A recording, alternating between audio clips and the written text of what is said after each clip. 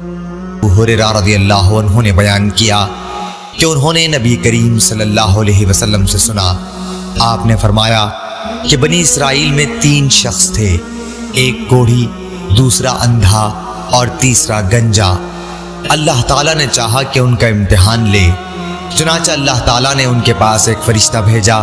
فرشتہ پہلے کوڑھی کے پاس آیا اور اس سے پوچھا کہ تمہیں سب سے زیادہ کیا چیز پسند ہے؟ اس نے جواب دیا کہ اچھا رنگ اور اچھی چمڑی، کیونکہ مجھ سے لوگ پرہیز کرتے ہیں۔ بیان کیا کہ فرشتے نے اس پر اپنا ہاتھ پھیرا تو اس کی بیماری دور ہو گئی اور اس کا رنگ بھی خوبصورت ہو گیا اور چمڑی بھی اچھی ہو گئی۔ فرشتے نے پوچھا کس طرح کا مال تم زیادہ پسند کرو گے؟ اس نے کہا کہ اونٹ، یا اس نے گائے کہی۔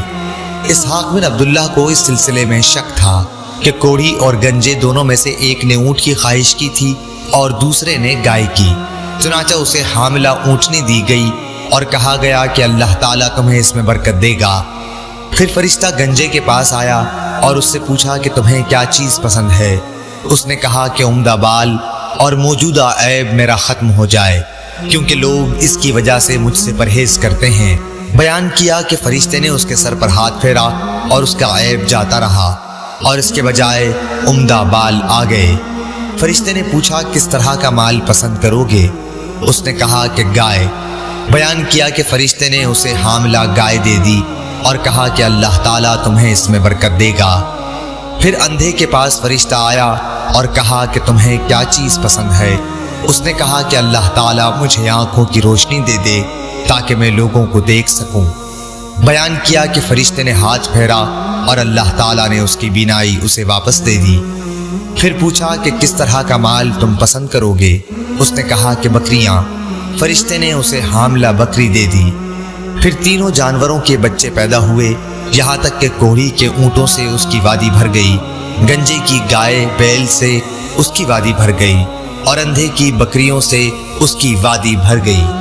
پھر دوبارہ فرشتہ اپنی پہلی اسی شکل میں کوڑھی کے پاس آیا اور کہا کہ میں ایک نہایت مسکین و فقیر آدمی ہوں، سفر کا تمام سامان و اسباب ختم ہو چکا ہے اور اللہ تعالیٰ کے سوا اور کسی سے حاجت پوری ہونے کی امید نہیں، لیکن میں تم سے اسی ذات کا واسطہ دے کر جس نے تمہیں اچھا رنگ اور اچھا چمڑا اور مال عطا کیا، ایک اونٹ کا سوال کرتا ہوں جس سے سفر کو پورا کر سکوں۔ اس نے فرشتے سے کہا کہ میرے ذمہ حقوق اور بہت سے ہیں۔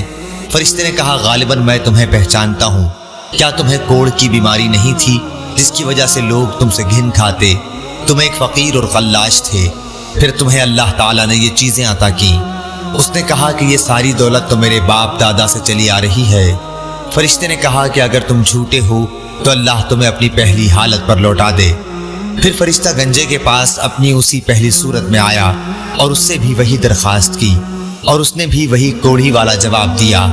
فرشتے نے کہا کہ اگر تم جھوٹے ہو تو اللہ تعالیٰ تمہیں اپنی پہلی حالت پر لوٹا دے۔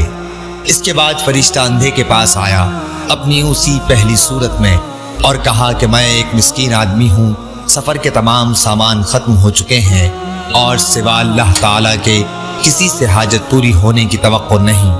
میں تم سے اس ذات کا واسطہ دے کر جس نے تمہیں تمہاری بینائی واپس دی ہے، ایک بکری مانگتا ہوں جس سے اپنے سفر کی ضروریات پوری کر سکوں۔ اندھے نے جواب دیا کہ واقعی میں اندھا تھا اور اللہ تعالیٰ نے مجھے اپنے فضل سے بینائی عطا فرمائی، اور واقعی میں فقیر و محتاج تھا اور اللہ تعالیٰ نے مجھے مالدار بنایا۔ تم جتنی بکریاں چاہو لے سکتے ہو، اللہ کی قسم جب تم نے خدا کا واسطہ دیا ہے تو جتنا بھی تمہارا جی چاہے لے جاؤ، میں تمہیں ہرگز نہیں روک سکتا۔